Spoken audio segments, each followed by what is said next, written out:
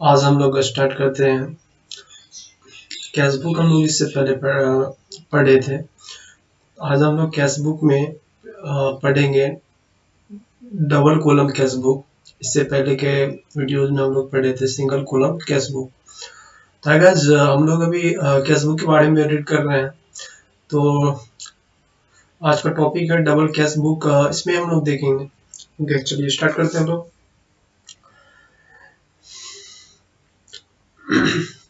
There are two columns of amount in each side of the cash book. जी हाँ, cash book में जो है दो कॉलम होते हैं, दोनों साइड में होते हैं। इस साइड में क्या होता है, कैश बुक रिकॉर्ड किया जाता है। कैश बुक में दो कॉलम होते हैं। पहला सिंगल कॉलम में क्या था कि उस इसमें कॉलम की संख्या सिर्फ एक थी, लेकिन इसमें जो है इस कैश बुक में क्या होता है कि डबल कॉलम होते हैं, इसीलिए इसका नाम रखा गया double column cash book. Next आता है इसमें, in fact in A days banking transactions are very large in numbers. In many organizations, as far as for possible solid receipt payment are affected stock ban। जी हाँ, वर्तमान present time में जो bank का transaction बड़ी संख्याओं में जो है कई ऐसे ऑर्गेनाइजेशन उसमें किया जाता है, और रिसीव पेमेंट जो उससे बहुत बैंक का प्रभावित होता है। आगे यहाँ पे देखते हैं कि a businessman generally open a current account with bank. जी हाँ, कोई भी बिजनेसमैन जो जनरली क्या समान रूप से वो अपना बैंक में करंट अकाउंट ओपन करवाता है। तो do not allow any interest on the balance in current account. इसमें क्या होता है कि इंटरेस्ट चार्जेबल नहीं होते हैं। चार्जेस स्मॉल अमाउंट चार्जेबल होते हैं, जिसको हम लोग बोलते हैं यहाँ पे incidental charge for the service rendered होते हैं। उस सर्विस को ये करने के लिए जो है ना, मतलब कि सर्विस को रेंडरेट करने के लिए उसमें जो है एक तरह का इंसिडेंटल चार्ज काटा जाता है। नेक्स्ट इसमें कर आपको, अभी हम ये आगे है इसमें कहता है फॉर डिपॉजिट कैश और link cheques in the bank account a form has to be filed which is called a pay in slip. हम जब भी जनरली बैंक में जाते हैं, जब उसको हम लोग ऑफलाइन के माध्यम से रुपीज को पेमेंट करना चाहते हैं बैंक में, अपने अपने अकाउंट्स में जब पेमेंट करना चाहते हैं, एक तरह का डिपॉजिट करना चाहते हैं, तो ऑफलाइन माध्यम से क्या होता है कि हम लोग एक स्लिप दिया जाता है बैंक में, जिसको हम लोग को फिल करके कैशियर के पास डिपॉजिट करना पड़ता है, जिसको हम लोग बोलते हैं पे इन स्लिप। क्या बोलते हैं, पे इन स्लिप। तो पे इन स्लिप जो है ये counterfoil also which is the return to the customer deposit with the signature of the cashier as receipt. तो पे इन स्लिप में क्या होता है, दो भाग होते हैं, दोनों भाग में हम लोग ये फिल करते हैं। तो एक भाग क्या होता है, कैशियर बैंक अपना रख लेता है और एक स्लिप हमको दे देता है, उस पर मोहर मार के। The bank issues the bank check forms to the account holder for withdrawing money. Refer the sorry. The depositor writes the name of the party to whom payment is to be made after the words pay printed on the check। Cheque में भी क्या सारा चीज दिया था, आप यहाँ पे देख पा रहे हैं। ये आपका पेन स्लिप, यहाँ पे फर्स्ट कॉलम इधर है, सेकंड कॉलम इधर है। ये आपका पेन स्लिप और ये आप चेक देख रहे हैं। यहाँ पे चेक में क्या दिया हुआ है, यहाँ पे पे दिया हुआ है इस तरह से। ये कहता है forms have to printed word bearer. यहाँ पे क्या होता है, चेक जो क्या ये प्रिंटेड होते हैं, सब प्रिंटेड होते हैं। Which means payment is to be made to the persons whose name has been written after the words pay। पे के बाद यहाँ पे जो है पे के बाद जो भी व्यक्ति पर्सन का नाम राइट डाउन किया जाएगा, उनको यहाँ पे पेमेंट किया जाएगा। When the words barrier is struck off by the पर मतलब कि मतलब यहाँ पे आ जाता है, जैसे कि यहाँ पे आप देख सकते हैं, when the words barrier struck off by मतलब कि ड्राइंग्स लाइन में यहाँ पे drawings in line the cheque becomes an order cheque. It means payment is to be made to the person whose name is written on the check in it to his order after proper identification। तो यहाँ पे drawing ए line के माध्यम से यहाँ पे जब ये किया जाता है चेक में, तो वो जो है ऑर्डर चेक होते हैं। उसके बाद इसमें कहता है कि पर्सन जिसका नाम उसमें लिखा जाता है प्रॉपरली रूप से चेक में, उन्हीं को ये पेमेंट दिया जाता है। तो cheque are generally crossed in the practice. The payment of a crossed cheque can not be made direct to the party on the counter, जिसपे क्रॉस 2 लाइन खींचे रहते हैं वो काउंटर उसका पेमेंट नहीं किया। It is to be paid only the through a bank when two parallel line are drawn across the cheque. जी एक पैरेलल लाइन के जो है क्रॉस किया जाता है चेक पे, it is said to be crossed, जिसको हम लोग क्रॉस्ड कहा जाता है। The various type of the crossing providing different degree of the safety to the payment और सॉन फिगर। देखिए यहाँ पे इसमें जो क्रॉस होते हैं ना बहुत तरह के होते हैं। यहाँ पे देख लीजिए ये वाला क्रॉस देखते हैं आप। In case of account paying only crossing, the amount of the check can be deposited only the account of the person's whose name appear on the check when the name of line यहाँ पे दिया हुआ आप यहाँ पे देख सकते हैं। Special crossing the payment can be made only to the bank whose name has been written between the two lines. So they are related। यहाँ पे आप देख पा रहे हैं यहाँ पे ये डबल क्रॉसिंग है, फिर ये एंड कंपनी, फिर नॉट नेगोटिएबल, फिर अकाउंट पेबल पे only, state bank of India new Delhi.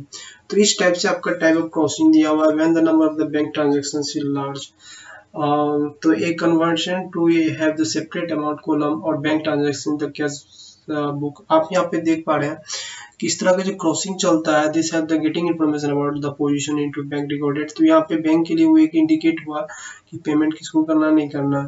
तो when cash is deposit in the bank और cash is withdrawn from a bank के माध्यम से आप इसको निकाल देते हैं, इसका एंट्रीज आर रिकॉर्डेड होते हैं कैश बुक में। कैश बुक में ये सब रिकॉर्ड होते हैं जो आप चेक के माध्यम से डिपॉजिट किए, कि बैंक से आप नगद कैश में दिए, कैश निकाले। दिस इज द ये मतलब एक तरह से बैंक रिकॉर्ड है जो आप कैश बुक में अपना रिकॉर्ड करते हैं, अपना यहाँ अपना कंपनी में, अपना बिजनेस में भी आप कैश बुक का रिकॉर्ड करते हैं। This is the because both aspect of the transactions appear in the cash book itself when cash is paid into the bank। जब आप बैंक में पेमेंट करते हैं कैश का, तो amount depository the return down on the left side in the bank column और at the same time the same amount entered to the right side in the cash column. यानी कि cash book में क्या होता है कि आपका एक है बैंक कॉलम और एक आपका कैश कॉलम। जब आप बैंक में डिपॉजिट करते हैं तो बैंक में भी डिपॉजिट होगा और कैश कॉलम में कैश में डिपॉजिट होगा। That is the reverse entries are recorded when the cash is withdrawn from the bank for use in the office। Against such entry are the words C जैसे which and the contra is written in the LF column indicating that this entry is not to be posted to the ledger। यहाँ पे एक word use हुआ है contra। contra का meaning यह होता है जैसे कि bank account debit to cash account debit to bank account. यानी कि यहाँ पे क्या होता है बैंक और कैश दोनों आ रहा है, इसे बोलते हैं लोग contra एंट्री। आगे इसमें दिया हुआ है cash column. The bank column is the balance in the same way as the cash column. Cash column को ही मतलब सेम वे से रखा जाता है बैंक कॉलम का amount. However in the bank column there are can be credited balance also because of overdraft taken from the bank. जैसे credit balance होते हैं उसमें ओवरड्राफ्ट लिया गया है। तो overdraft is the situations when the cash withdraw from the bank exceed the amount of deposit. जब आपका डिपॉजिट से ज़्यादा अमाउंट आपको नीड पड़ जाता, जरूरी हो जाता, तो आप क्या करते हैं उसका विथड्रॉ करते हैं, जिसको हम लोग बोलते हैं ओवरड्राफ्ट। इनका जो है entries in the respect of the cheque receipt should be made in the bank column in the cash book. तो इसका भी क्या होता है इफेक्ट, कहीं ना कहीं आप मोटा मोटी इस बात को समझ लीजिए कि कैश बुक में और चेक ये जो बैंक कॉलम है कैश बुक में, कैश के कॉलम और बैंक कॉलम में उसी ट्रांजेक्शन को रिकॉर्ड किए जाते हैं जो कैश और बैंक से रिलेटेड इफेक्टेड होते हैं। तो ये जो है कुल मिलाकर के आप समझ, यहाँ देखिए यहाँ पे आप चार्ट है format of the double column cash book का दिया हुआ, यहाँ पे ये कैश बुक है और यहाँ पे क्रेडिट दिया हुआ, डेबिट दिया हुआ है कैश का। और देखिए यहाँ पे ये है डेट है, ये रिसिप्ट है LF है, और उसका कैश है, ये बैंक है, उसका डेट पेमेंट LF, ये कैश और बैंक। तो कैश का डेबिट बैलेंस और इधर क्रेडिट बैलेंस। तो देखिए यहाँ पे कैश का तो डेबिट बैलेंस आपके लिए पॉजिटिव है, तो हमेशा कैश का डेबिट बैलेंस ही होता है ज़्यादातर। डेट रिसिप्ट LF कैश और बैंक। यहाँ देख पा रिसिप्ट पेमेंट है, कैश बुक है, ये आपका हो गया कैश बुक। ये बहुत इंपॉर्टेंट होते हैं। आगे इसमें लोग इसमें देखते हैं क्या था। We will now learn how the transactions are recorded in the double column cash book. Consider the following example. कुछ एग्जांपल यहाँ पे दिया हुआ, उसके द्वारा हम लोग कुछ अंडरस्टूड करने का एफर्ट करते हैं। The following transaction related to MS tools India. तो ये ट्रांजेक्शन है, ये टूल्स इंडिया लिमिटेड से रिलेटेड है, तो इसमें डेट दिया हुआ है, डिटेल है, अमाउंट है। देखिए 2017 का ये रिकॉर्ड किया हुआ है, September 1, September 1, September 4, 8, 3 इस तरह से दिया हुआ है क्रमवार। कहता है बैंक बैलेंस इसका 42,000 and cash balance 15,000। Purchase goods by the cheque, cheque के माध्यम से उन्होंने गुड्स का परचेज किया 12,000 का। Sales of goods for cash, cash में जो है गुड्स का सेलिंग किया। Purchase machinery by cheque, sold goods and receiving cheque deposit same day. Goods को जो सेलिंग किया तो उन्होंने कैश ना पा करके चेक पाया, तो इस चेक को क्या किया, अपने बैंक में जाकर डिपॉजिट किया उसी डेट में। किस डेट में, तो 16 सितंबर को भी इन्होंने डिपॉजिट किया। फिर कहते हैं इसमें परचेज गुड्स फ्रॉम द मरियोला इन कैश, कैश में इन्होंने परचेज किया। फिर कहता है purchase stationery by cheque, cheque के माध्यम से उन्होंने परचेज किया। चेक गिवन टू रोहित, और चेक को जो है रोहित को चेक दिया। Cash withdraw from bank, bank से हमने rent paid by cheque, paid salary. कहीं ना कहीं आप देख पा रहे हैं कि ये जितने भी ट्रांजेक्शन है इसमें ज़्यादातर इसमें सभी के सभी ऑल टू ऑल जो है इसमें बैंक और कैश से इफेक्टेड है। जी हाँ, तो चलिए हम लोग बढ़ाते हैं कैश बुक में डबल कॉलम। तो आपका एक कैश एक बैंक है। अब यहाँ पे देख पाते हैं कैश का पहले फर्स्ट कॉलम हम लोग क्या करेंगे, बैंक और कैश का बैलेंस डाल लेंगे, ओपनिंग बैलेंस। तो किधर होगा आप बताइए, जी हाँ डेबिट बैलेंस होगा। तो चलिए कैश बुक का हम लोग डेबिट बैलेंस बढ़ेंगे। तो यहाँ पे देंगे, पहले ईयर देंगे, तब मंथ देंगे, तब यहाँ पे डे देंगे। तो डे का यहाँ पे दे देंगे 2017 सितंबर 01। बैलेंस बीडी यानी कि ब्रॉड डाउन में यहाँ का ये बैलेंस लाया गया है ये वाला। तो यहाँ पे जहाँ पे आप देख पा रहे हैं यहाँ पे बैंक बैलेंस आपको 42,000 दिया हुआ है। तो बैंक वाला कॉलम में 42,000 और कैश वाला कॉलम में 15,000। चलिए दे दिए। नेक्स्ट क्या कहते हैं इसमें, परचेज गुड्स बाय चेक, आपने गुड्स को परचेज किया चेक दे करके। तो यहाँ पे एंट्री क्या बनेगा, purchase account debit to bank account. तो आप यहाँ पे जो परचेज कर रहे हैं टू बैंक, तो हम यहाँ पे कैश बुक बना रहे हैं ना, तो बाय परचेज कितना 12,000 और 4 तारीख को है, तो 4 तारीख को यहाँ पे दे देंगे परचेज 12,000। किस में अमाउंट लिखेंगे 12,000। ये चेक है तो बैंक आया, तो बैंक वाले कॉलम में लिखेंगे 12,000, ठीक ना। नेक्स्ट क्या कहते हैं इसमें, sales of goods for cash, cash में अपने बेचे तो cash account debit to sales account. तो टू सेल्स आ जाएगा कितना, कैश में बेचे तो कैश का डेबिट बैलेंस बढ़ा तो 6,000 देंगे इसमें। नेक्स्ट इसमें कहता है purchase machinery by cheque, machinery का परचेज किया cheque, machinery account debit to bank account, तो बाय मशीनरी हो जाएगा। चलिए बैंक बैलेंस आपका क्रेडिट हुआ। नेक्स्ट इसमें क्या कहता है आपको, sold goods and received cheque deposit the same day, आपने गुड्स को बेचे और चेक प्राप्त किए थे, यानी कि bank account debit to sales account. तो यहाँ पे क्या हो जाएगा, देखिए यहाँ पे आप उसी दिन डिपॉजिट किए बैंक में, है कि नहीं। तो इस डेट में जो है आपको देख पा रहे हैं यहाँ पे